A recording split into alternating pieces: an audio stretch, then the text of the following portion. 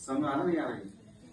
देखो इस क्लास में जैसा आपकी फर्स्ट क्लास है, सीखने को बहुत कुछ मिलेगा आपको, लेकिन कभी कभी हो सकता है कि आपको लिखने का काम कम दिया जाए, समझाने का ज्यादा दिया जाए। और दूसरी बात, जैसे मैंने अभी आपको बताया, एक रिसाइकलिंग के बारे में बताया, डबल क्लिक के बारे में बताया मैंने, तो आपने उसके पॉइंट लिखते चले जाए करो। अब आपने जैसे मान लिया,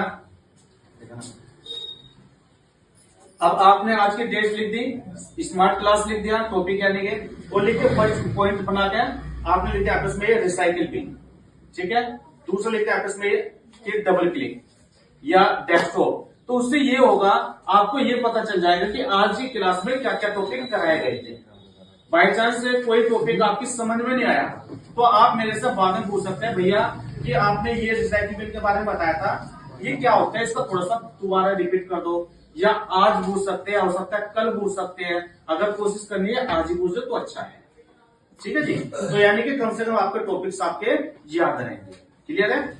और जो ये क्लास होती है आपकी, ये क्लास आपके डाउट्स को क्लियर करने के लिए, आपके एजुकेशन को दूर करने के लिए, और जिससे कि आपका कोई भी फ्रेंड्स है किसी अदर इंस्टीट्यूट में सीख रहा है, आप उससे एज ए कंपटीशन कर सकते हैं, ठीक है। तो बेनिफिट रहेगा नहीं रहेगा? मान लिया युद्ध में जैसा ट्रेनिंग वगैरह कराई जाती नहीं कराई जाती, कहीं जैसा कोई ज्वाइन हो गया, अब ज्वाइन होने के बाद में उसकी क्या चलती है, पहले ट्रेनिंग चलती है। क्यों चलती है ट्रेनिंग? ताकि यानी कि जो उसका टॉपिक्स है, जो वो सीख रहा है, उसमें अच्छी तरीके से यानी कि वो सफल हो जाए, ठीक है।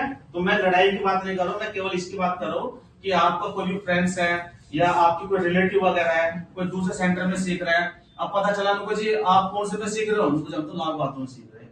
अब पता चला दूसरा कहां सीख रहा है, उनको जी वो तो बड़ोतिया बात पर सीख रहा है, वहां सीख रहा है। अब पता चला उससे ज्यादा नॉलेज होगी, आपको कम।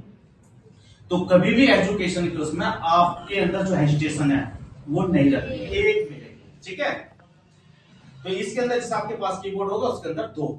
अब देखिए जैसे आपकी ये कंट्रोल की भी आपकी 2 मिलेगी, ऑल्ट की भी आपकी 2 मिलेगी, और जैसे आपकी शिफ्ट की है, अब इनको थोड़ा सा यूज जानेंगे क्या होता है। देखो जैसे एक लेफ्ट में है और एक राइट में है, जब आप एक यानी कि लेफ्ट हैंड से या राइट हैंड से आप टाइपिंग करते हैं, आपका जो शिफ्ट की का यूज होता है तो आपको ये अपोजिट काम करती है। कैसे?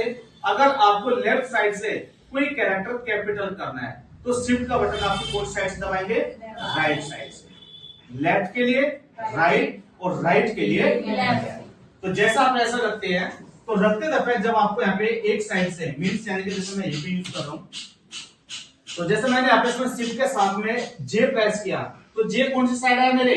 राइट हैंड पे। अब राइट हैंड से मैंने और शिफ्ट की जो दबाई है वो कौन सी से दबाई मैंने? लेफ्ट हैंड से। तो लेफ्ट के लिए राइट और राइट के लिए लेफ्ट, इस तरीके से आपको ये यूज करनी है। क्लियर है?